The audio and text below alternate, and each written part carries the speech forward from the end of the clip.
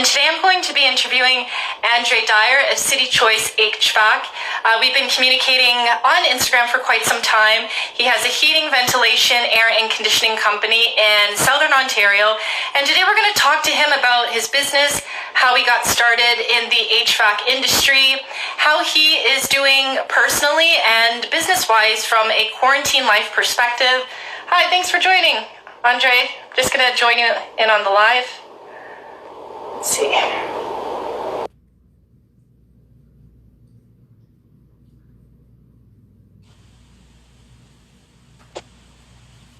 Makira. How are you? Good. How you doing? I'm doing good today. Good. Thank you so much for joining the Canada Business Show, Andre. Typically, I have a short chat with people, just kind of talking to them about how they started in business. Absolutely. How quarantine is for them personally and from a business perspective. So, yeah, tell us a little bit about yourself and what you do. Okay, are you hearing me clearly? You good? Yeah, I can hear you. Good. All right. So, as what you stated initially, what I do is HVAC. So, furnaces, air conditioners, water heaters, anything that really provides home comfort. In terms of a background, the reason why I got into HVAC, it was really because of my uncles. I saw my uncles doing it, and I saw my uncles being successful in it. But it wasn't until I started going on the road with them that I realized that there's more to the work life than just the regular 9 to 5, punch in, punch out. There's a whole different world out here. Meeting different people every day, different challenges every day, seeing, just different opportunities, different experiences. And that was really what changed it for me. That sounds really interesting. So how old were you when you started joining your family on these business trips? The very first time I was 16, and I remember it clearly because I was playing video games. And my uncle, I was at my uncle's place actually, and he was going to work, and then he asked me, what are you doing today? And I'm like, I'm playing video games. And he was like, well, like the rest of the day. And I'm like, well, I'm playing video games. And he's like, no, man, you need to experience something different. So, he pulled me out of the house, and, me being a 16-year-old with a PlayStation controller in my hand, I was like, why is this guy bothering me, But I am forever thankful for him doing that because, like I said, it opened up my eyes to a whole different work life. Just the whole entrepreneur life, trades, just being able to work with my hands, being able to communicate with people. It was just so different from what I was used to seeing. That's great. And I can imagine that you have a lot of certifications. Did you have to go to a university to become certified? Like, how does that work?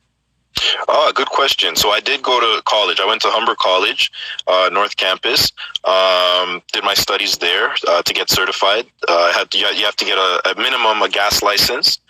So right now I have my gas fitter 2, which allows me to work on residential and small commercial areas. And I also have my air conditioning license. So right now I have my residential air conditioning license. So anything within the residential scheme I can work on. There's something called a ODP license, ozone prevention. And that allows me to carry the refrigerant, or the Freon, some people call it. That's a separate license that you need to be able to travel with it, believe it or not. Then there's other smaller certificates like, there's a gas piping that we call flex gas, and you need a certificate to be able to purchase that. So, there's a lot of different certificates, but the main ones are the ones that I said. And on a personal note, obviously you're from probably Toronto, but where are you from as far as where you were born? What's your background? It'd be interesting to get to know you a little bit more. Absolutely. So I was born and raised in Scarborough, Ontario. Are you familiar? I was there up until about 21. Then I moved to Markham for a couple of years. Then I moved to Pickering for a couple of years. And then I made the big move, which is where I am now, which is Brampton, Ontario. And that was about 5-6 years ago. Okay. Mhm. That's awesome. Yeah. And I know we're in December now and everything kind of shut down. The whole world changed. Yes. How was that for you personally, and how did that impact your business? Have you had to pivot, make different choices? Personally, it's okay. It's just because I have a family, right? I have children, so it impacted me in that way, having them stay home and taking care of them in that regard. But we're dealing with it, and it's going well. In the business wise, though, to be honest with you, it hasn't really affected us, man. Because the truth is, when it's cold, people are going to call us. And likewise, in the summer, I actually panicked a bit in the summer. I was like, what do you mean lockdown? But sure enough, man, when it's scorching hot outside, people will call. So we had a good year. We had a good year. That's great. And I admire you and your team because I follow some plumbers here and there on Instagram, all parts of Canada. Yes. And I don't see anybody going as diligently as you and your team are. So what was that conversation like? Did you see something on the internet that inspired you? Did you guys just wake up and say, we got to take this to a whole nother level. Let's start filming what we're doing behind the scenes. Yeah. So good question. Very observant. Everyone on the team, most people on the team are old school, So if you notice, I'm the one that's the talkative one of the team. And so I said, you know what, man, I kind of see a gap. And I think businesses propel when they can see a gap. And I really believe that. And so the gap that I saw was exactly what you said. I noticed that a lot of HVAC companies, whether they're doing well or not, they're not taking advantage of social media. I mean, they post here and there, but they're not taking advantage of it. And everyone has a phone in their hand or a tablet, or they have access to something in regards to social media, Instagram, Facebook, even like what we were talking about before with the LinkedIn. I think you had a show where you were talking about LinkedIn. Somebody's on social media at some point during the day. And not many people were taking advantage of it. And it just came to me, why don't I do it? I don't have to follow the crowd. I can, create my own. So I talked to the team and everyone was on board as long as I manned it, so I was like, no problem, I'll do it. And so far it's been going well. And I can just say for myself, even if I wasn't a marketer, I feel like when I see you guys, I feel like I know you, like I've met you in a different life or something. Yes, and that's people to have. And I think a lot of small businesses or even big companies, they just need to get on board. But you guys are doing it so with effort, without effort. You're just doing it. You're just being yourselves. And right. It's interesting to know if you have anything new that's coming up that we might be seeing soon of you guys behind the scenes or whatever the case may be.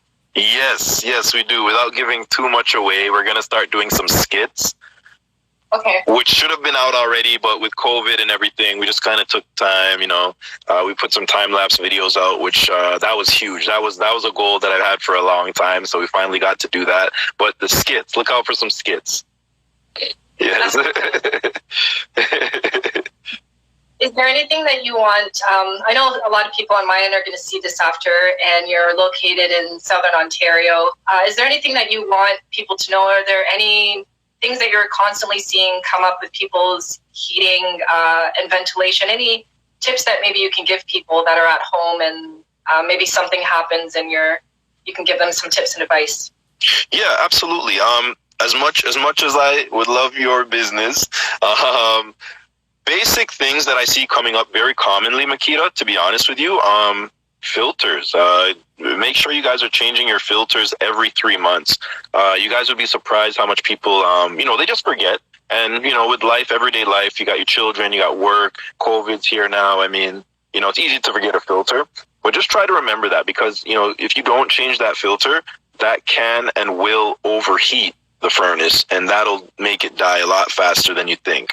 And not only does it affect the furnace, but in the summer, it affects the air conditioning as well. One thing that people, I don't know if they don't know it or they just, maybe they don't remember, but the furnace is used year round. So the heating is used during the winter, but the furnace fan is used to blow the cool air into the house. So the heating may not be used during the summer, but the furnace is still operating. So that furnace filter is a huge component. That's a really big one that I'm noticing a lot. I see a comment here from 77 Wrong. Airflow, airflow, airflow. Yes, Ron. I worked with Ron. Ron's a good friend of mine. Yes, he knows what I'm talking about. Now we have a little bit more time here. Does anyone have any questions for Andre? Any questions about heating, ventilation, air, and conditioning? Super cold out here. I've been checking the Canadian market. Seems like Toronto and some parts of Canada got hit by snow. Yes. Where I am, it's so bad. But does anyone have any questions that you want to ask him? Feel free. Any questions at all?